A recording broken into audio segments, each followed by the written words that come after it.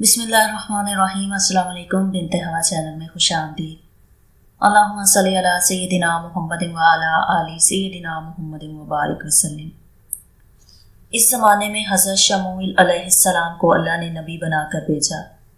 آپ لوگوں کو دین کی دعوت دیتے اور نیک کام کرنے کی تلقین کرتے۔ آپ تورات کے حافظ تھے۔ بنی اسرائیل کے بہت سے لوگ آپ پر ایمان لے آئے اور آپ کی تعلیمات پر عمل کرنے لگے۔ لوگوں نے حضرت شمائیل علیہ السلام سے التجا کی کہ ہم طاقتوروں سے مغلوب ہو جاتے ہیں، وہ ہمارا خون بہاتے، ہمیں بے گھر کر دیتے، ہماری اولاد کو غلام بنا لیتے، ہماری کمزوری سے فائدہ اٹھا کر امریکہ میں ہم سے تابوت سکینہ چھین کر لے گئے۔ ہم کچھ نہ کر سکے۔ ہم چاہتے ہیں کہ ہمارے اندر اتنی طاقت پیدا ہو جائے کہ ہم ان سے تابوت سکینہ واپس لے آئیں۔ کافروں نے تابوت سکینہ کو لے جا کر بہت نقصان پہنچایا، لیکن کامیاب نہ ہو سکے۔ تابوت سکینہ کی تعریف یہ ہے کہ اس تابوت میں تورات کے علاوہ حضرت موسیٰ، حضرت ہارون کے تبرکات تھے، اسی لیے اسے مقدس اثاثہ سمجھا جاتا تھا۔ بنی اسرائیل نے شموئیل سے کہا کہ ہمارے لیے کوئی بادشاہ مقرر کریں تاکہ ہم اپنی سلطنت قائم کر سکیں اور بادشاہ کی رہنمائی میں جہاد کر کے دشمنوں کو زیر کر سکے۔ حضرت شمائیل نے کہا کہ مجھے اس بات کا شبہ ہے کہ تم لوگوں کو اگر جہاد کا حکم دیا جائے تو جہاد کے لیے تیار نہ ہوگے، تم بزدل اور ڈرپوک ہو چکے ہو۔ اسرائیلیوں نے کہا کہ ہم ضرور لڑیں گے، دشمنوں نے ہمیں ہمارے گھروں سے نکال دیا ہے، ہمارے بیٹوں کو ہم سے جدا کر دیا، ہمارا دشمن جالوت ہے۔ حضرت شمائیل علیہ السلام نے قوم بنی اسرائیل سے کہا کہ اللہ تعالیٰ طالوت کو تم پر بادشاہ مقرر کرے گا۔ اسرائیلیوں نے کہا کہ طالوت تو غریب ہے اور معمولی آدمی ہے، ہمارے پاس دولت بھی ہے اور عزت بھی ہے، طالوت کو ہم پر کس طرح بادشاہ مقرر کیا جائے گا؟ حضرت شمائیل علیہ السلام نے کہا کہ طالوت کے پاس علم ہے اور قوت ہے، اللہ تعالیٰ علم والے اور قوت والے کو پسند کرتا ہے۔ لوگوں نے کہا کہ اس کی بادشاہی کی کیا نشانی ہے؟ حضرت شمائیل علیہ السلام نے جواب دیا کہ طالوت قوت والا ہے، وہ تنہا جا کر امریکہ سے تابوت سکینہ تم کو لا کر دے گا۔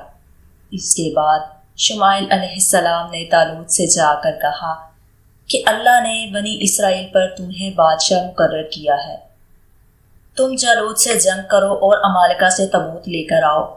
حضرت طالوت جنگ کے لیے تیار ہو گئے۔ جنگ میں شامل کرنے کے لیے لوگوں کو جمع کیا اور کہا کہ جالوت ظالم ہے، ہم اس سے جہاد کریں گے اور تابوت سکینہ بھی واپس لائیں گے۔ کیا تم سب جہاد کے لیے جانے کے لیے تیار ہو؟ قوم اسرائیل نے کہا ہم کیوں نہ جہاد کریں گے۔ جہاد میں شامل ہونے کے لیے بہت بڑی تعداد میں لوگ طالوت کے پاس گئے اور جہاد میں شرکت کرنے کی خواہش ظاہر کی۔ طالوت جانتے تھے کہ بنی اسرائیل قوم بزدل ہے۔ طالوت نے ان سے کہا کہ مجھے معلوم ہے کہ تمہارے حوصلے پست ہیں، تم میدان جنگ میں ٹھہر نہ سکو گے، اس لیے میں چاہتا ہوں کہ میں تمہیں آزمائش میں ڈالوں۔ جہاد میں جانے کے لیے تمہیں کڑے امتحان سے گزرنا ہوگا۔ جو لوگ اس آزمائش میں پورے اتریں گے وہی دشمن کا مقابلہ کر سکیں گے۔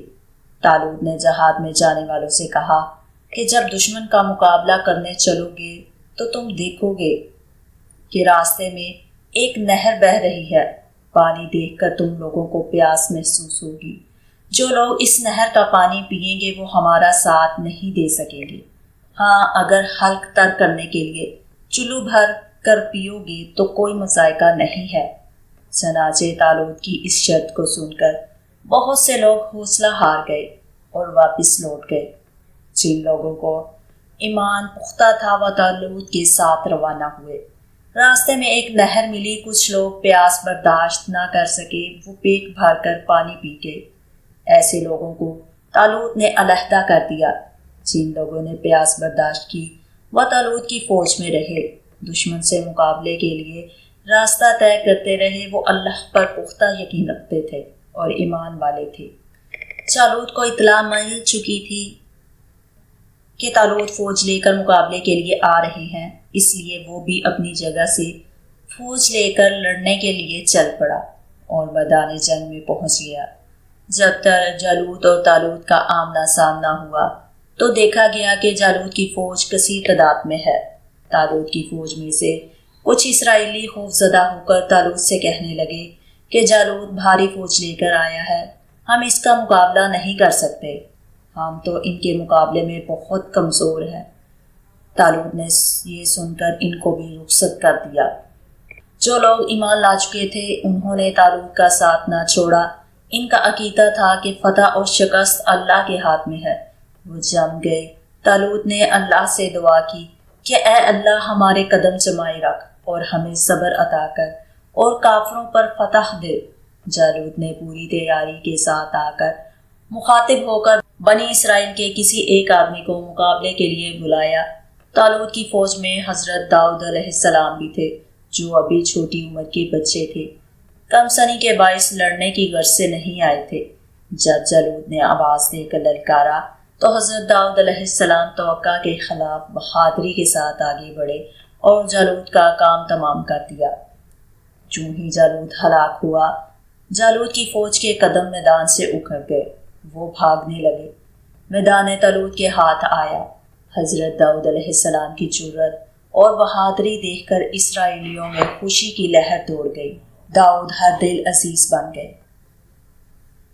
داؤد جب پختہ عمر کو پہنچے تو اللہ نے انہیں نبی بنایا اور داؤد پر زبور نازل کی۔ آپ نے بنی اسرائیل کی رہنمائی کی، آپ بادشاہ بھی تھے، اللہ نے آپ کو خلیفہ کے لقب سے نوازا۔ جی ناظرین، یہ تھی آج کی ویڈیو۔ اگر آپ کو پسند آئی ہو تو اسے ضرور لائک کریں اور زیادہ سے زیادہ شیئر کریں۔ اگر چینل کو سبسکرائب نہیں کیا تو فوراً سے سبسکرائب کریں اور ساتھ میں بیل آئیکن کو بھی پریس کریں تاکہ ہماری ہر ایک نئی ویڈیو کا نوٹیفیکیشن آپ کو سب سے پہلے ملے۔